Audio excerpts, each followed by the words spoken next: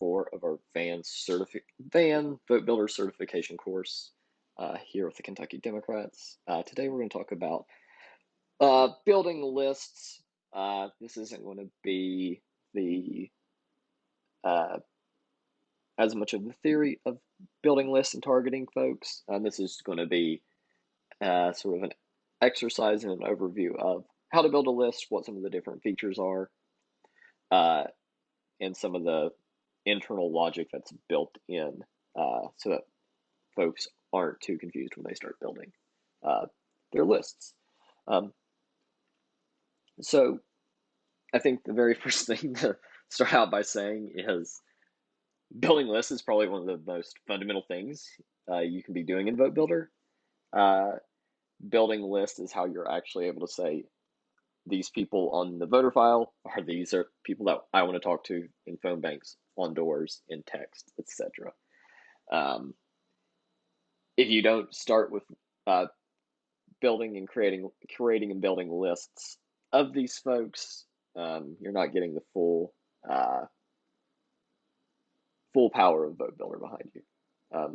So when it comes to building a list, this is all going to start in the create a new list. We'll sort of show that section here in a second as we go through my demo universe.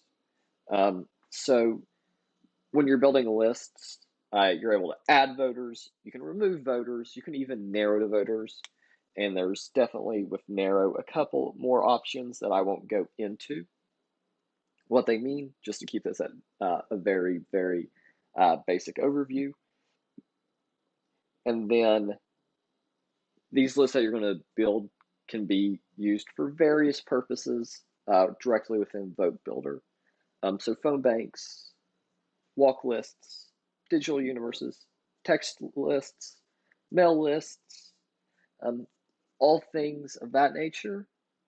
If it's going to be any type of voter contact, it's going to start with create a list.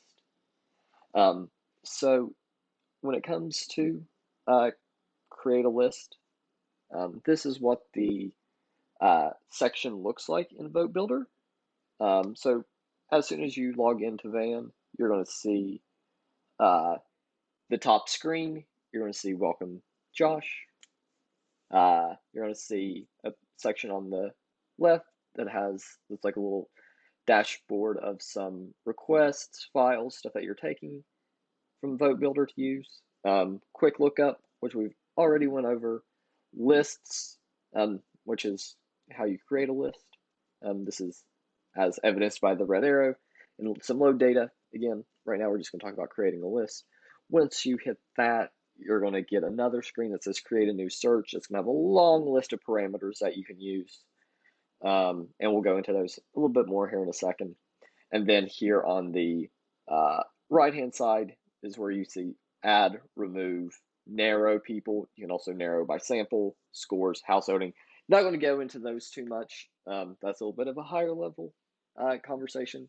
I want to make sure folks feel comfortable with the main three right now. So to sort of show folks the different ways of building out this universe, these different features, we're going to build out a universe. And I'll show you my screen here in a second. But this is one that I had come up with that I sort of feel is going to be very, very helpful for folks to get the concept of how everything works. So the people we want to talk to are new young Democrats or independent voters who have registered since 2019 that did not vote in the last two general elections, 2018 or 2019, and live in apartments in Lexington. So that's a lot to digest. So let's sort of break it down. So this is sort of some of the pieces that you'll need to think of when it comes to building these lists. So new young Democrats, independent voters since 2019. So from that, we know we're going to need to target new registrants since 2019 and make sure these are people that are 35 and under. If you go by sort of the cut points for holding office in the Young Dems or as a precinct committee person, and they need to be Democrats and independents. So that is section 1 of who we're targeting. Section 2 is who haven't voted in the last 2 elections, 2018 and 2019 generals. They did not vote in the 2018 or 2019 general election. And live in an apartment in Lexington. So they live in an apartment and they're in Lexington, Kentucky. So those sort of 6 different steps are going to be very, very beneficial in sort of helping folks get an idea of what steps we need. So we're going to move over to my vote builder now. So I'm going to create a list and I'm going to log back in since it's timed out.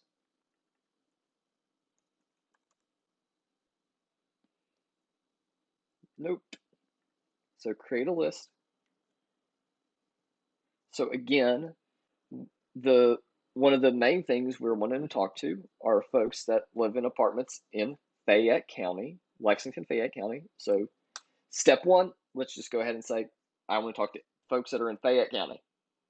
That way it's not going to give us anyone in Jackson County, Jefferson County, Mason County, etc., etc. Now that we've said we know we want to talk to these folks in Fayette County, we can now take it a step further and say we're wanting to talk to young Dems who have registered since 2019. So now we're narrowing voters, and we are going to go down to age registration date. So age from, age to, so age to 35, registration date from January 2019. I could have just did this.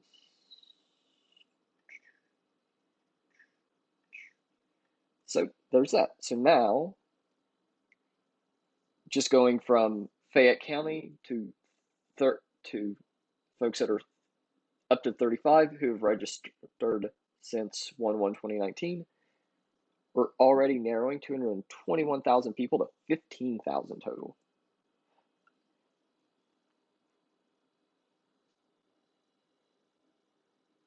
So now that we know it's these folks, we could do another narrow step, or we could go ahead and just say, I want to make sure these are Dems or independents. We can just scroll down to party, check everything except for Republican, and now that 15,000 we have goes down to, we'll call it 10.5.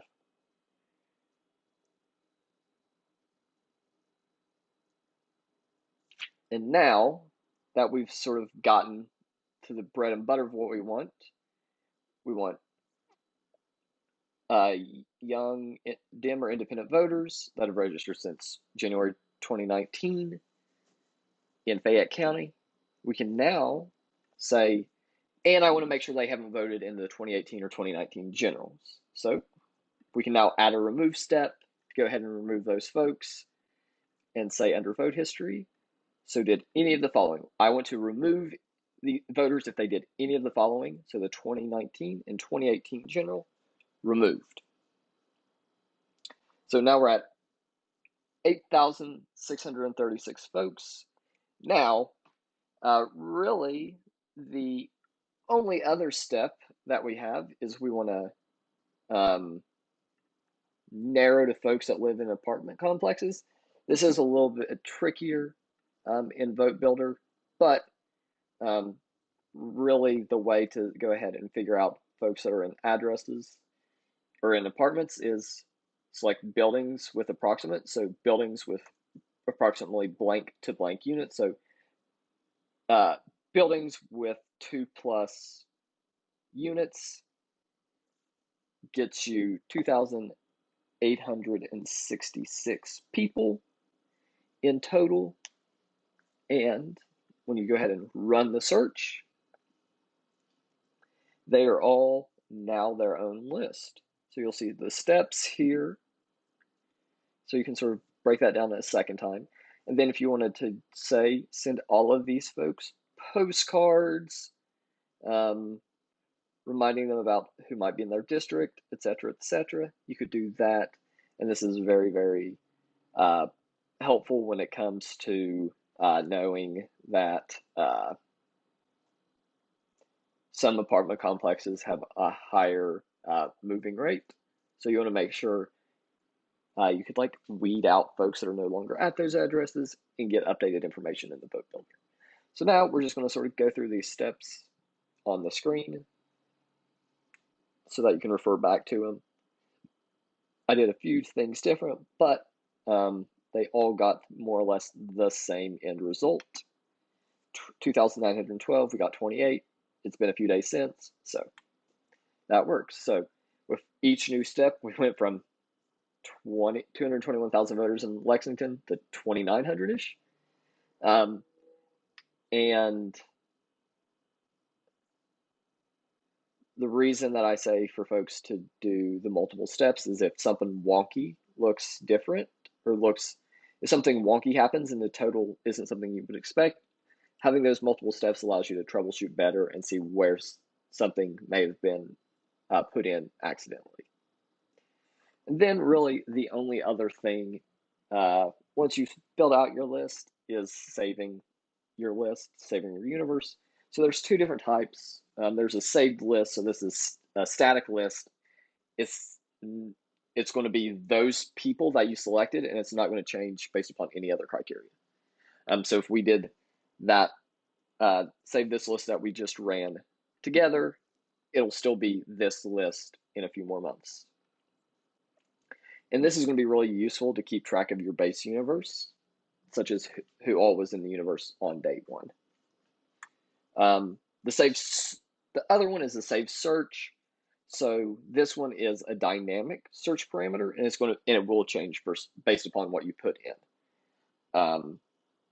So the best way to save this is this saved list where we did 1/1/2019, and if we save it today on January 11th, 2021, it's going to be everyone up into that point that the list was created.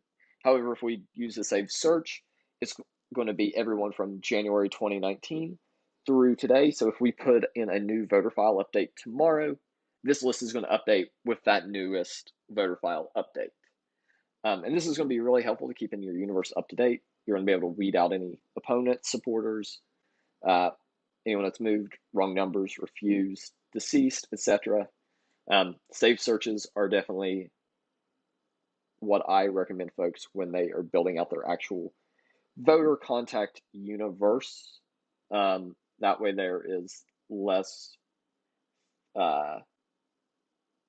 there's less thought process down the line of who do we need to take out when you've already built it in, and less room for error with folks that are like, yeah, I want to go ahead and take these folks out. You can sort of already go and say, no, you don't need to do that step. These folks have already been removed in the master universe. So if that is sort of a very general overview of building a list in Vote Builder. Next, we're going to talk about targeting 101, which is going to build upon this. When it comes to targeting, we're not going to go too in depth. It'll be a little in depth, but it's not going to be an advanced course. It's hopefully going to give folks an idea of what they can use from this course that you just took, apply it to targeting voters, what some best practices are. So look for that to come after completing the quiz that's associated with this. I'll put the slide deck up online, and I will see everyone soon.